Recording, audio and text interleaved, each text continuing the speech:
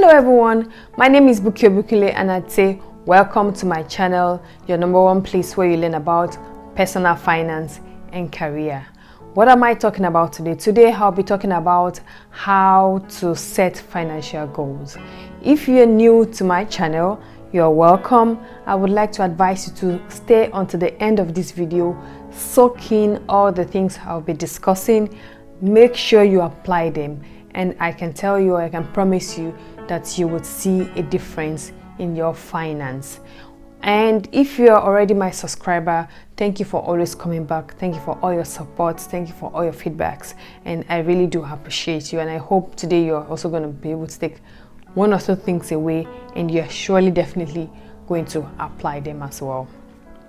Alright, before I take a deep dive into the topic of today, I would like to ask you some certain questions about goal settings. The questions are, have you set your goals for 2020? If yes, then well done. I mean, when I'm saying when I'm asking have you set your goals, I'm not talking about New Year resolutions. I'm talking about practical goals, smart goals. The second question is, did you include any financial goal in this overall goal setting you had? If yes, then thumbs up. But if no, why didn't you? And then the third question is, do you even know how to set a financial goal? And some of you might even be asking, what is even all of this goal setting about? Well, welcome, because in the world of goal setting, research has shown that when you set goals, it improves your productivity between 11% and 25%. So I would say it's a good thing to set goals, because when you set goals, you are able to focus more on what your end result is. You're motivated because there's an end result. You have a sense of satisfaction, especially when you achieve this goal. And sometimes even if you don't get to the set mark that you set for yourself, if you're just a little bit away from it, you are also happy that, okay, you know, I'm progressing. So there's a lot of things that goal setting helps you to do, and it also helps you when you set financial goals. All right, then what is a financial goal? A financial goal is a kind of goal or an objective or an outcome you set that is related to your personal finance. This could be in terms of paying off debts, it could be in terms of investing more, it could be in terms of saving more, it could be in terms of planning for your retirement or putting more money into your retirement. It could be in terms of, for example, buying a house, because buying a house is has a lot of financial commitment under it.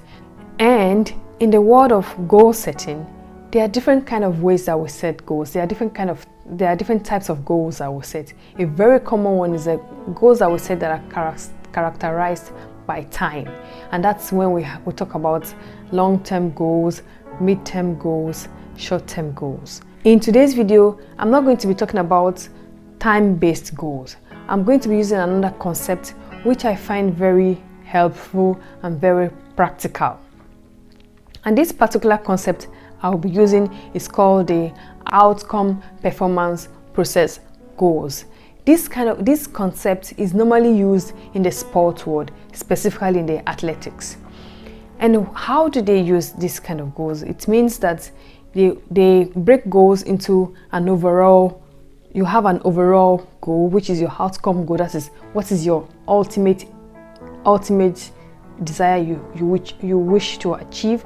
And then you have your performance goals, which means that you set up standards for yourself that you're supposed to achieve. And when you achieve the standards, it helps you to work gradually into achieving the outcome goal. And then you have the third part of it, which is the process goals. The process goals are kind of behavioral goals. They affect your daily life, the things the decisions you do on a daily basis, right? Because at the end of the day, the overall thing we want to achieve are basically influenced by the decisions we make on a daily basis, right?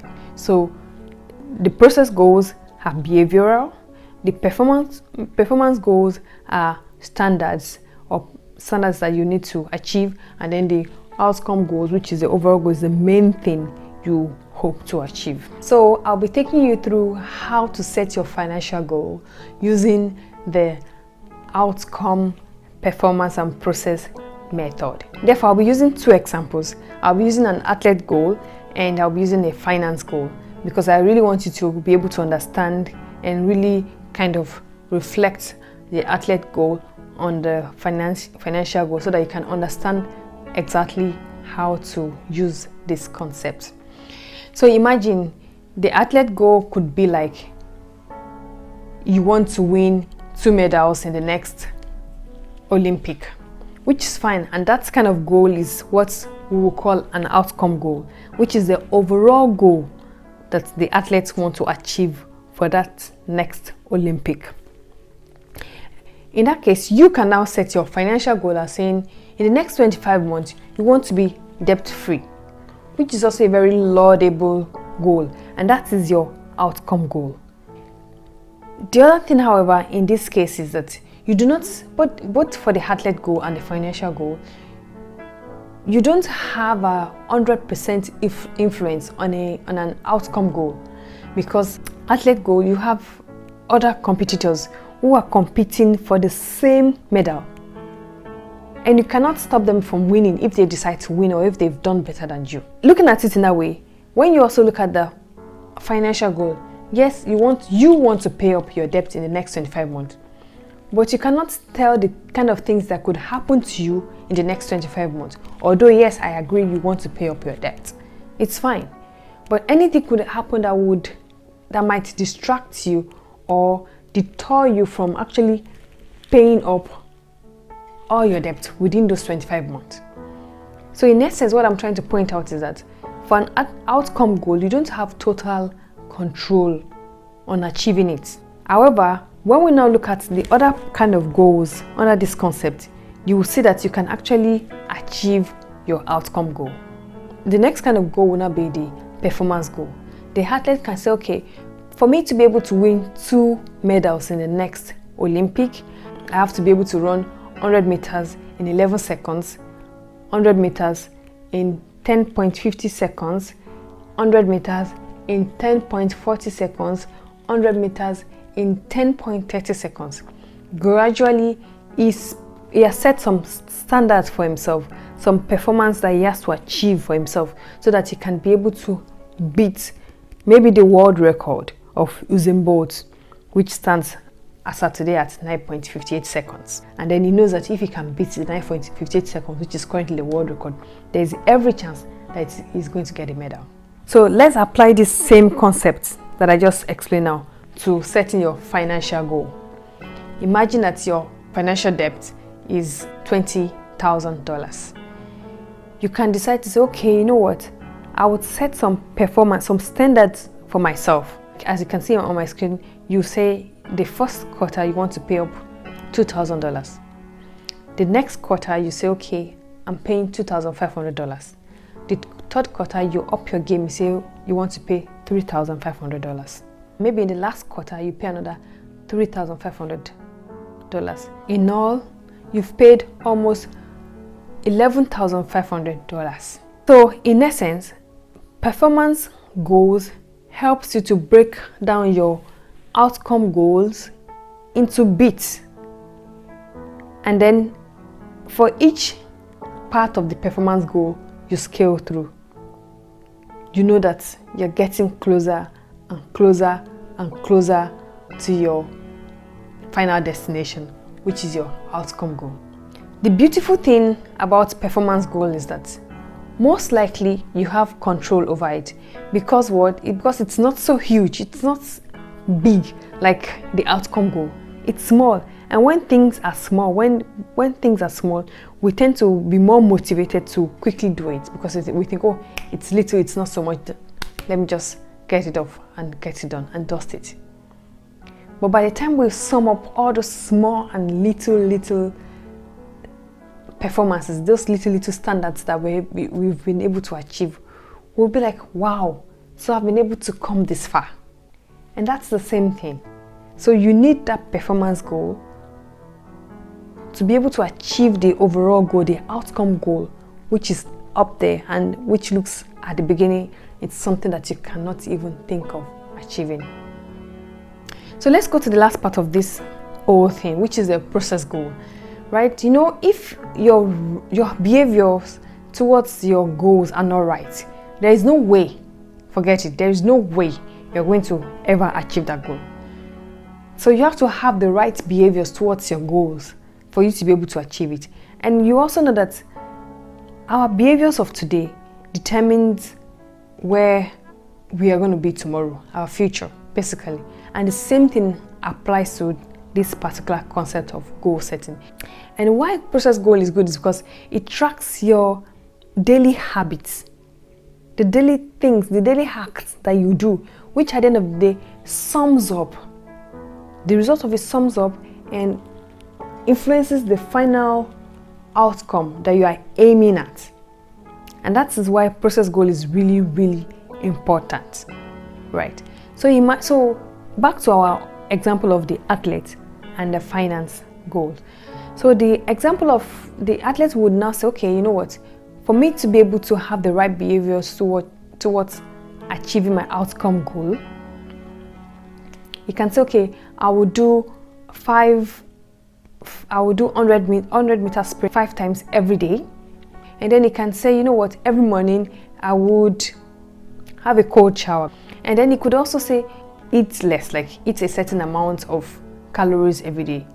So those are some kind of behavioral goals or process goals that the athlete could set for himself. In terms of finances, these process goals could be for you like, okay, you know what, as a behavior, I would start creating a budget on a monthly basis and I will stick to it. And that becomes an habit because it's something that you do every day. Because then when you go out for shopping, when you need something, there's a budget. You don't just buy things because you need to buy them, rather you buy things because it's already under your budget. Another process goal you could put, which could influence your behavior, will be that, okay, you know what, I would spend less on credit cards, rather I would pay instantly or do more of cash. Because if you spend less on credit card, the tendency or the probability of you accruing debt would reduce. And then another kind of process goal you can set for yourself would be, I want to see every month, I want to highlight something that I want to cut cost down on, because then if you keep cutting your cost down, you can use those savings to quickly bankroll off your debt. And this becomes also an habit. And that is the concept of outcome, performance, and process goals. In summary, your outcome goal is your overall ultimate goal. It's just there. It's your big picture. Your performance goals are the bits of those big picture that you do on a regular basis. Now, the process goals are those behaviors that you do to be able to achieve some of those, to be able to achieve those performance goals, right? So it kind of feed into themselves. And if you follow this process, I can assure you that you are going to work towards achieving your goal even earlier than you can think. And you will be so surprised and delighted that you're able to come this far. I hope you're able to learn one or two things from this particular concept I just told you about. I think it's a very simple concept. It's very interesting. It's very basic. And like I said before, I'll be dropping a link to the workbook in the description below. You can click on it and download it, right? If you have questions about this particular methodology I've told about today, don't hesitate to let me know. I'm free to your feedbacks, and if you have questions, don't hesitate to ask your questions. So I would say thank you for being with me all through. Please like my video, subscribe. The subscription button is there. Just click subscribe, and you can click on the bell to get notifications once I load new videos. And you can as well share with your family and friends, because it's a powerful thing to share with people and let them know what you're doing with yourself. So thank you, people, and I hope to see you next time.